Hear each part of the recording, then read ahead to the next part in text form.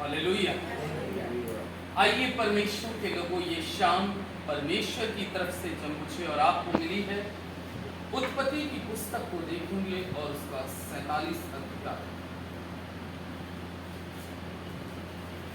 उत्पत्ति की पुस्तक उसका 47वां अध्याय और 47वें अध्याय के 7वें पद से उसके 9वें पद तक मैं पढ़ रहा हूं आपके सामने। तब यूसुफ ने अपने पिता याकूब को ले आकर फिरौन के सम्मुख खड़ा किया और याकूब ने फिरौन को आशीर्वाद दिया। तब फिरौन ने याकूब से पूछा, तेरी आयु कितने दिन की हुई? याकूब ने फिरौन से कहा, मैं 130 वर्ष परदेसी होकर अपना जीवन बिता चुका हूँ। मेरे जीवन के दिन थोड़े और दुख से भरे हुए थे और मेरे बाप दादे परदेसी होकर जितने दिन तक जीवित रहे उतने दिन का मैं अभी नहीं हुआ। और याकूब फिरौन को आशीर्वाद देकर उसके सम्मुख से चला गया। परमेश्वर अपने पवित्र वचन पर अपनी बहुतायत के साथ आशीष दे, आमीन। पूरे उस समय जब एक बड़ा अकाल का वातावरण चल रहा था और बाइबल इस प्रकार से कहती है कि यूसुफ तो मिस्र के अंदर में उसको प्रधानमंत्री की एक कुर्सी मिल चुकी थी। हालांकि बाइबल इस प्रकार से बतलाती है कि उसके भाइयों ने उसके साथ अच्छा व्यवहार नहीं किया था। लेकिन सबसे बड़ी बात, रोमियो की पुस्तक में पौलुस कहता है, रास्तबाजों के लिए सारी बातें मिलकर भलाई को उत्पन्न करती है, क्योंकि परमेश्वर के इरादों को केवल परमेश्वर ही जानता है। और पौलुस कुरिन्थियों में कहता है कि जब वर्तमान में मनुष्य के ऊपर कुछ बीतता है तो उसको कैसा लगता है? बुरा लगता है। लेकिन ये शायद नबी की पुस्तक कहती है कि वो भविष्य का परमेश्वर है, वो भविष्य तक की, आने वाले समय तक की बात को जानने वाला और समझने वाला है। किस तरीके से परमेश्वर ने यूसुफ कितनी कठिनाइयों में से उसके सगे भाइयों ने उसको गड्ढे में डाल दिया, इश्माइलियों के हाथ बेचा गया और किस तरीके से मिस्र में जाकर वो पाला गया। और कलाम में लिखा है कि जिसके घर के अंदर में रहा वो घर भी आशीष से क्या होता गया? बढ़ता गया। लेकिन एक समय उसके भाई और उसका पिता याकूब तो ये सोचता था कि मेरा बेटा यूसुफ क्या हो चुका है? मर चुका है। यही तो सोचता था कि मेरा बेटा यूसुफ मर चुका है, क्योंकि उसके भाइयों ने आकर जब याकूब ने उनसे सवाल किया था कि यूसुफ कहाँ है, तो उन्होंने परमेश्वर का वचन इस प्रकार से कहता है कि उसके रंग बिरंग अंगारे को दिखाकर कहा कि देख, यही कपड़ा तो नहीं है। उसको कलाम में लिखा है कि एक बकरी के बच्चे को मारकर उसको खून से डुबो को दिखाया। तो क्या बताया कि वो इसका संकेत क्या दिया कि वो क्या हो चुका है? मर चुका है। लेकिन परमेश्वर के लोगों, यूसुफ नहीं मरा था। आमीन। यूसुफ नहीं मरा था। आज मैं बताऊं, इसी प्रकार से जो मसीही लोग होते हैं, जो परमेश्वर के लोग होते हैं, अगर वास्तविक रूप से परमेश्वर के साथ चलते हैं, शरीर के लिए तो पौलुस कहता है कि यह नाशवान है। एक धर्मी का भी जीवन, एक कितना ही बड़ा धर्मी भी क्यों ना हो सकता है जीवन भर उसने कोई अधर्मी ना किया हो, लेकिन शरीर की बात करें तो शरीर तो एक ना एक दिन सभी का इस संसार से क्या होना है? जाना है। इसलिए यूसुफ नहीं मरा था। बाइबल इस प्रकार से कहती, जैसे यूसुफ नहीं मरा तो आत्मा के भाव से आपको और मुझको भी ये सोचना चाहिए कि मेरा बेटा मरा नहीं है। हालेलुया। यही सोचिएगा। मरा नहीं है, वो भी नहीं मरा। परमेश्वर का ये वचन कहता है, ये तो इस संसार की रीति है कि जो इस संसार के अंदर में आया है उसको इस संसार से एक दिन जाना है। प्रभु के लोगों, बस बात यह है, खुदा ने जिसको जितनी जिंदगी दी है वो उतनी ही जिंदगी को जी पाए। लेकिन हाँ, सबसे बड़ी बात क्या है कि जो जिंदगी मुझको और आपको मिली है, सबोदेशक की पुस्तक में लिखा है, मनुष्य के लिए जीवन भर भलाई करने के सिवा और आनंद करने के सिवा और कुछ भी अच्छा नहीं है। यानी कि जीवन भर प्रभु ने जो मुझे आपको जिंदगी दी है, किसी को और कम की जिंदगी मिली है। किसी को बहुत से बच्चे ऐसे भी हुए जो मां के पेट में ही समाप्त हो गए। कलाम इस प्रकार से कहता है कि यूसुफ नहीं मरा था, यूसुफ जिंदा था, वो जिंदा था। इसलिए परमेश्वर का वचन कहता है कि जैसे यूसुफ जिंदा है, वैसी परमेश्वर का वचन कहता है एक दिन हम अपने लोगों से मुलाकात करेंगे। डेफिनेट है, परमेश्वर का वचन कहता है प्रभु के लोगों। और बाइबल में लिखा है कि जब एक बहुत बड़ा अकाल का वातावरण पड़ा और उस अकाल के अंदर में भूखमरी पड़ने लगी, लोग भूखे मरने लगे, तब बाइबल में लिखा है याकूब ने अपने बेटों को कहां भेजा था? मिस्र में ही भेजा था, क्योंकि मिस्र के अंदर में बहुत अनाज था और याकूब को तो खुद ही नहीं मालूम था, उसके भाइयों को तो खुद ही नहीं मालूम था कि जिसके बारे में जिंदगी भर याकूब सोचता था कि मेरा बेटा यूसुफ मर चुका है, और उसके भाई भी सोचते होंगे अब तो वो मर चुका है। लेकिन परमेश्वर के लोगों, खुदा ने उसको अपनी महिमा कराने के लिए और अपने भाइयों को जीवित रखने के लिए बचा के रखा था, और वो मिस्र के अंदर में एक ऐसा व्यक्ति बना जो कलाम में लिखा है कि मिस्र का राजा भी, फिरौन भी उस पे बहुत ही प्रभावित था। हालेलुया। कलाम कहता है कि जब यूसुफ ने अपने भाइयों से कहा कि तुम जाओ और इस्राएल को, यानी कि याकूब को भी क्या लेके आओ? साथ लेकर आओ। और परमेश्वर का वचन कहता है कि जब याकूब अपने परिवार के साथ, अपनी भेड़ बकरियों के साथ जब मिस्र के अंदर में आता है, तो कलाम में लिखा है यूसुफ अपने पिता याकूब को किसके सम्मुख खड़ा करता? फिरौन राजा के सम्मुख। अब देखिए, यहां पर याकूब जो है फिरौन राजा के सम्मुख जब खड़ा किया गया है, तो यहां पर एक बहुत बड़ी बात क्या देखने को मिलती है कि जब फिरौन ने याकूब को देखा, तो याकूब का कलाम कहता है तब यूसुफ ने अपने पिता याकूब को ले जाकर फिरौन के सम्मुख खड़ा किया, और याकूब ने फिरौन को क्या दिया? आशीर्वाद। देखिए, जिस देश के अंदर में, जिस जगह पर गिशोन में वो बसे थे, लेकिन कलाम में लिखा है कि यूसुफ का पिता याकूब फिरौन को क्या दे रहा है? आशीर्वाद दे रहा है। कौन लेके गया फिरौन के पास? कौन लेके गया अभी? यूसुफ। किसको?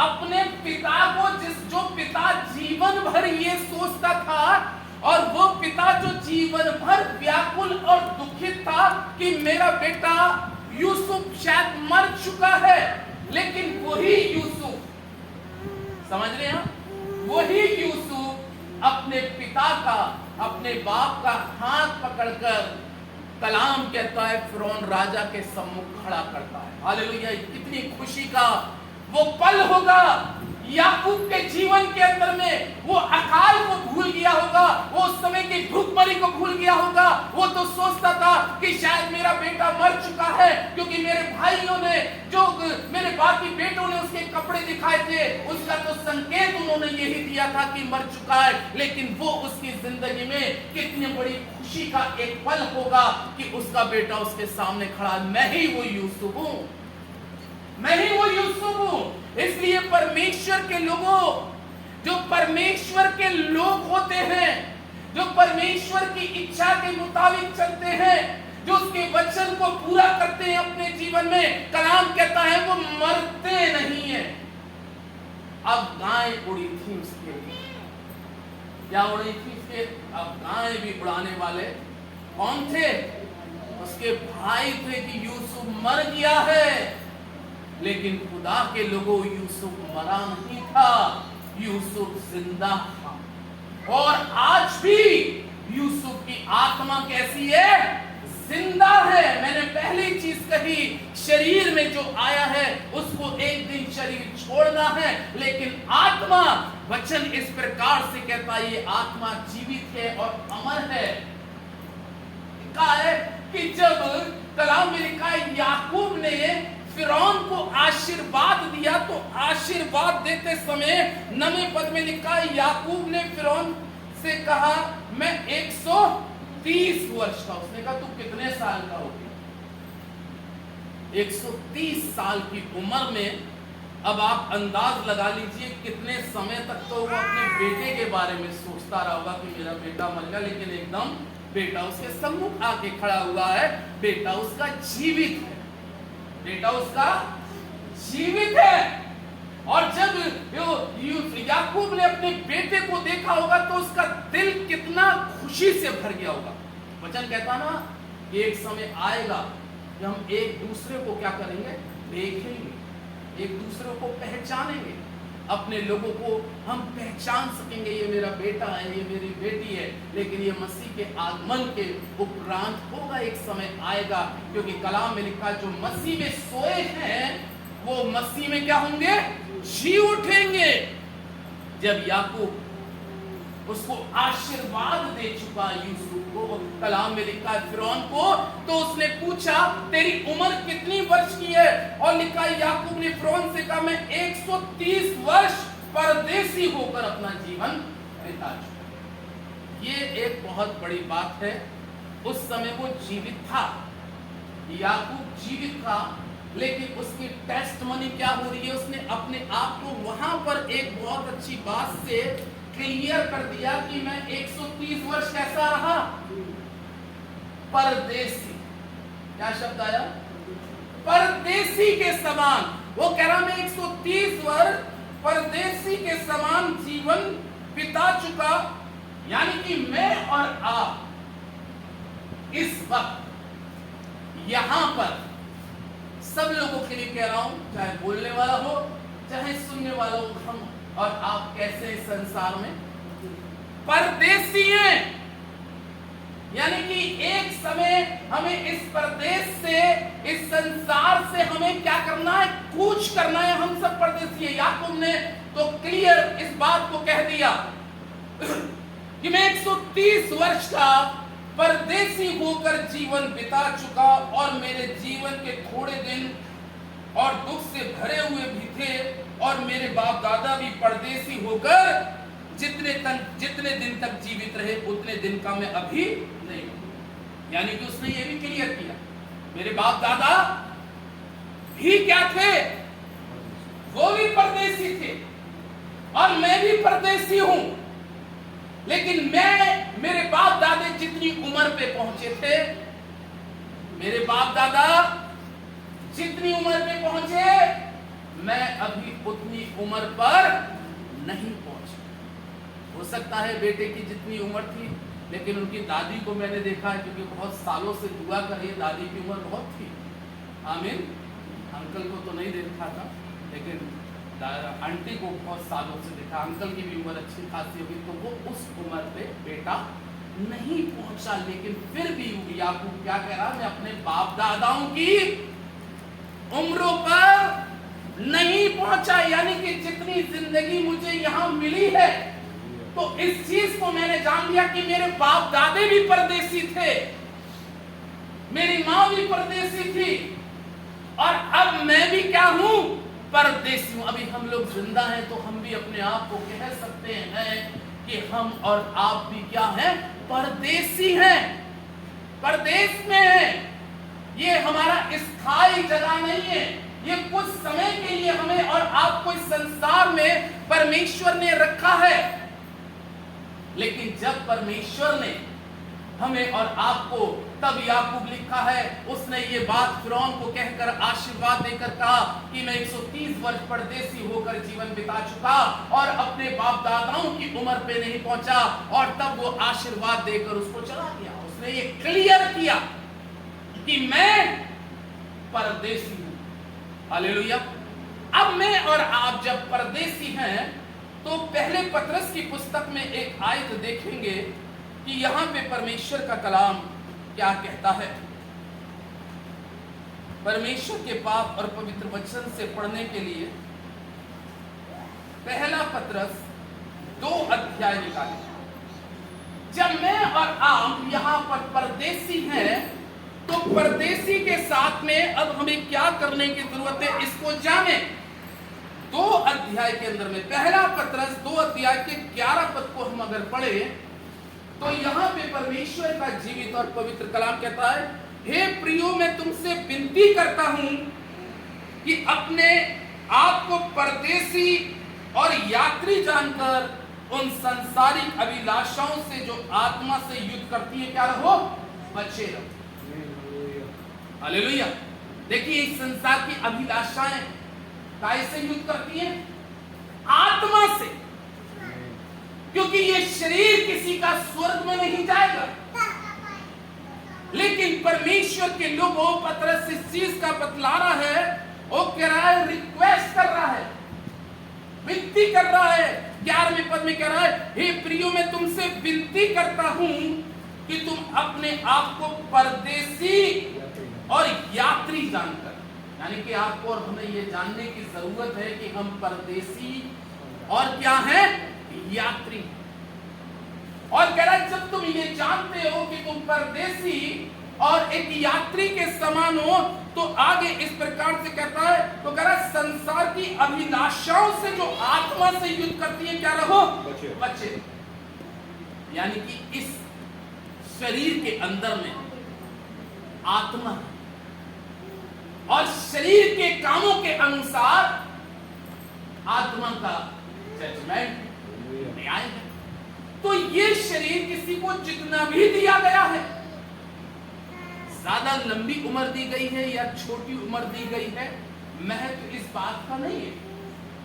महत्व इस बात का है कि जो ये शरीर आपको और मुझको मिला है, इसके अंदर में आत्मा है और जजमेंट परमेश्वर के कलाम के अनुसार हमें इस चीज का बतलाता है कि हमारा जजमेंट इस शरीर के कामों के अनुसार आत्मा का जजमेंट होगा।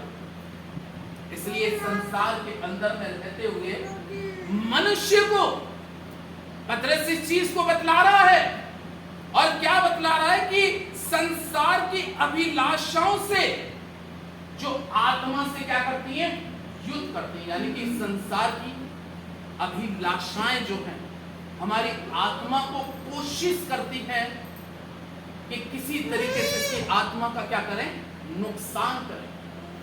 जब यकीन जाने जब हमारी आत्मा का नुकसान है तब समझिएगा कि हम मर गए। हालेलुया। शरीर के लिए चिंता मत करिएगा, क्योंकि मांस और लहू स्वर्ग के राज्य में नहीं जाएगा। जब आत्मा मरती है तब जानिएगा कि हम मर गए। इसलिए खुदा के लोगों, आत्मा की सेफ्टी के लिए, आत्मा के बचाव के लिए हमें इस संसार में, वो कहता है कि तुम अपने आप को परदेसी और यात्री जानकर संसार की अभिलाषाओं से बचो जो आत्मा से युद्ध करती है। उन चीजों से बचाव की जरूरत है, और हम सब जानते हैं कि किन चीजों से हमें बचना चाहिए। जो हमारी आत्मा को, एक जगह परमेश्वर का कलाम कहता है, उससे मत डरो जो तुम्हारे शरीर को घात करता है। उससे मत डरो जो तुम्हारे शरीर को घात करता है, लेकिन उससे डरो जो तुम्हारे शरीर और आत्मा को दोनों को घात करता है। शरीर तो सबका जाना है, लेकिन उससे आपको बचाव के लिए, उससे अपनी आत्मा को सेव करने के लिए उससे बचाव की जरूरत है। इसलिए कह रहा है, कोशिश करो कि अपने आप को संसार की अभिलाषाओं से बचाओ। और कैसे बचा सकते हैं? अब हम पहला पतरस पहला अध्याय 17वें पद को और पढ़ेंगे और इस वचन को यहाँ पर पूरा करेंगे करके लिखा है, और जबकि तुम हे पिता कहकर उससे प्रार्थना करते हो जो बिना पक्षपात हर एक के काम के अनुसार न्याय करता है, तो अपने परदेसी होने का समय ऐसे बिताओ। कैसे बिताओ? ऐसे बिताओ। यानी कि जब तुम उससे हे परमेश्वर, हे प्रभु, हे स्वामी, हे सृजनहार सब कुछ कहकर उससे प्रार्थना करते हो और ये भी जानते हो कि तुम परदेसी हो, तो यहाँ पे पतरस कहता है कि अपने परदेसी होने का समय कैसे बिताओ? ऐसे बिताओ। कलाम में लिखा है यहोवा का भय मानने से आयु बढ़ती है। भय से बिताने की जरूरत है। यानी कि आपको और मुझे हर समय परमेश्वर के भय में चलने की जरूरत है कि हम परदेसी हैं। हम परदेसी हैं। और जो भी व्यक्ति किसी ट्रेन के अंदर में सफर करता है तो उसका कहीं ना कहीं का क्या होता है? एम होता है। सपोज करिए यहाँ से अलीगढ़ से बॉम्बे जाना है, तो आपकी यात्रा कब कंप्लीट मानी जाएगी? बताइए, आपकी और हमारी यात्रा कब कंप्लीट मानी जाएगी यात्रा? कि जब हम सही बॉम्बे स्टेशन पे पहुंच जाते हैं और उसके बाद जिसके घर में पहुंचना है, हालेलुया, इसके घर में पहुंचना है, जब हम उसके घर में पहुंच जाते हैं तब वहां पर जाके कहते हैं खुदावंद तेरा धन्यवाद हो कि तू मुझे सुरक्षित मेरी यात्रा को तूने क्या किया? सफल किया।